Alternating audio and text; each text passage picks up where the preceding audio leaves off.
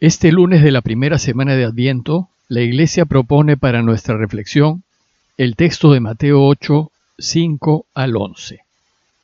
Pero hoy, 30 de noviembre, iniciamos la semana recordando al apóstol San Andrés. Andrés fue hermano de Pedro y, según Juan, fue el primer discípulo de Jesús. Su nombre es griego y significa valiente, valeroso. Probablemente Andrés sabía el griego, pues Juan dice que cuando un grupo de judíos de lengua griega quisieron hablar con Jesús, buscaron primero a Felipe y éste buscó a Andrés. Jesús probablemente conoció a Andrés en Judea, y seguramente que en ese tiempo también a Pedro, cuando el Señor fue al Jordán a hacerse bautizar por Juan el Bautista. Y cuando Jesús decidió volver a Galilea, es muy probable que haya ido con Andrés y Pedro a vivir a Cafarnaúm.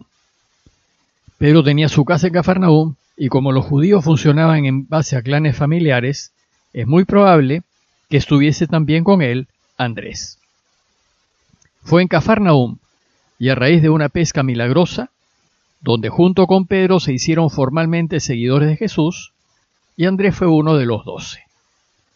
La tradición dice que murió martirizado durante las persecuciones de Nerón, crucificado en una cruz en forma de X.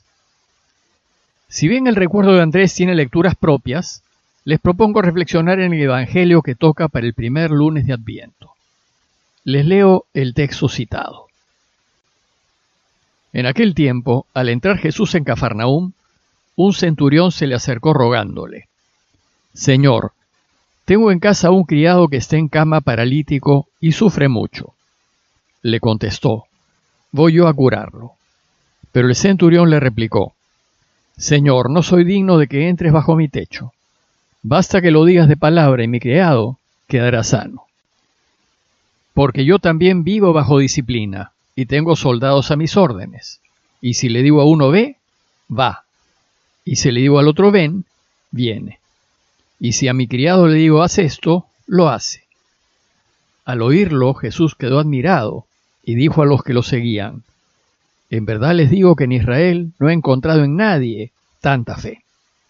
Les digo que vendrán muchos de oriente y occidente y se sentarán con Abraham, Isaac y Jacob en el reino de los cielos». En el tiempo de Adviento, las lecturas en los días de semana no siguen a un evangelista en particular. Lo que se privilegia en Adviento es el tema, la temática. Y se trata de una preparación de 4 semanas para celebrar la venida del Mesías. Y si bien los domingos leeremos a Marcos, en los días de semana seguiremos principalmente al evangelista Mateo. Pero también leeremos a Lucas a medida en que nos acerquemos a la Navidad. En esta primera semana, las lecturas se orientan a que reflexionemos en lo que caracteriza al Mesías. Al reflexionar en aquellos signos que nos llevan a reconocer que Jesús es el Mesías. Hoy, por ejemplo, el Evangelio trata de la curación del criado del centurión. Pero lo que hay que rescatar en la reflexión de hoy es que Jesús es el Mesías porque devuelve la salud, pero sobre todo porque es un Mesías que no conoce fronteras. Es un Mesías universal, para todas las personas de buena voluntad. Y en él se reunirá gente de todas las naciones, de Oriente y de Occidente. Veamos con más detalle el texto. Dice el texto que al entrar Jesús en Cafarnaúm, un centurión se le acercó. Un centurión era un oficial romano del ejército invasor a cargo de 100 hombres. Tengan en cuenta que desde Alejandro Magno, 300 años antes de Cristo, la lengua y la cultura griega se habían diseminado por toda la región, desde Egipto hasta la India. La lengua del mundo era el griego, y en todos lados uno se podía comunicar en griego. Las transacciones comerciales se hacían en griego, y la persona culta se formaba en griego, y en la cultura y estilos griegos. La importancia del griego duró cerca de 400 años, y después fue reemplazado por el latín. Por eso, para que se difundan los evangelios y lleguen a todos los pueblos, estos se van a escribir en griego. Incluso los romanos hablaban griego. Pues si bien su lengua era el latín, en los primeros siglos del imperio se manejaban en griego y ponderaban la cultura griega. El centurión, que era un oficial romano, cuando se acercó a Jesús probablemente le habló en griego, y tal vez lo hiciese que por medio de un traductor. Sabemos que la lengua de Jesús era el arameo. Algunos especialistas sostienen que algo de griego tuvo que hablar, pues en Palestina había ciudades de lengua griega, como las de la Decápolis y las ciudades de Herodes Antipas, y rondaba el griego por todas partes. La presencia de un centurión en Cafarnaúm se especula que se debía también a la presencia de una guarnición romana a cargo del cuidado de un importante camino romano que pasaba cerca de Cafarnaúm y que se llamaba la Vía Maris. Cafarnaúm, no obstante ser pequeña, era importante además porque era ciudad de frontera entre el territorio de Herodes y el de su hermano Filipo. Bueno, pues este extranjero y enemigo le pide a Jesús que lo ayude y rogándole le dice: Señor, tengo en casa un criado que está en cama, paralítico y sufre mucho. El centurión era un hombre bueno, a pesar de ser del ejército invasor, y se preocupaba de sus empleados y buscaba ayudarlos. Entonces Jesús, ante ese pedido, le contestó: voy a curarlo. Pero al ir a la casa del centurión, Jesús se complicaba la vida, pues según la ley, los judíos no debían entrar en casa de extranjeros, pues al hacerlo, quedaban en estado de impureza ante la ley. Pero a Jesús no le importó si quedaba o no quedaba impuro. Tampoco le importó si se complicaba la vida o no se la complicaba. Él inmediatamente se ofreció a ayudarlo. Sin embargo, el centurión, que parece que era una persona muy delicada y sensible, se da cuenta y le dice: Señor, no soy digno de que entres bajo mi techo.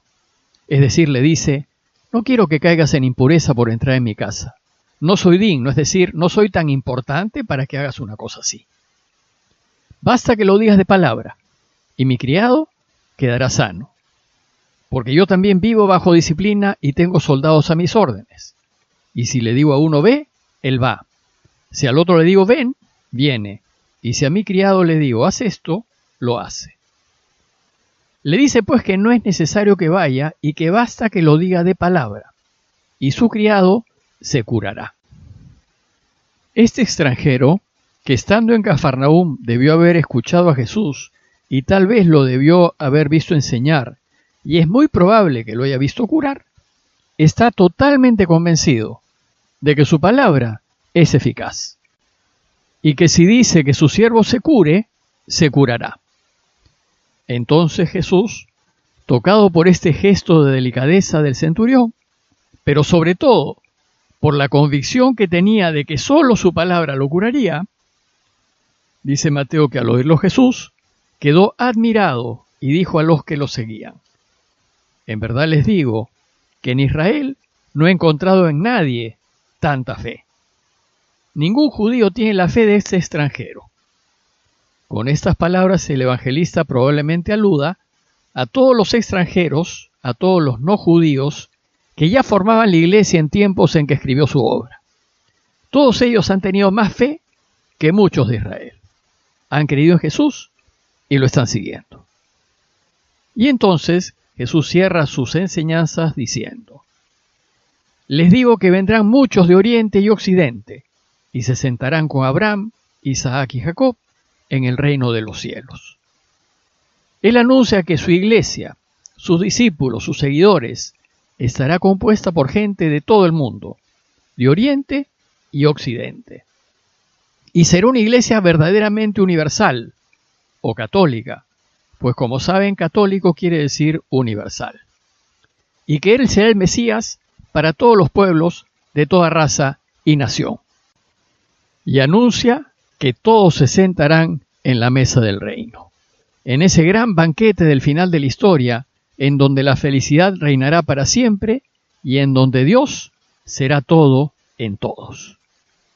Pues a este Mesías es al que esperamos, y el nacimiento de este Mesías es el que esperamos celebrar, y es este el Mesías el que esperamos que vuelva. Uno que no hará distinción de personas, ni de razas, ni de culturas. Él buscará que todos sean curados, que todos sean sanados y que puedan todos volver a Dios. En conclusión, los invito a iniciar este tiempo de Adviento con mucha esperanza. Esperanza en un mundo mejor. Esperanza en un país mejor. Esperanza en que Dios venga y reine de una vez para que nadie tenga que sufrir y para que todos, absolutamente todos, puedan caminar hacia la felicidad. Pidámosle pues al Señor que venga pronto y que reine de una vez. Parroquia de Fátima, Miraflores, Lima.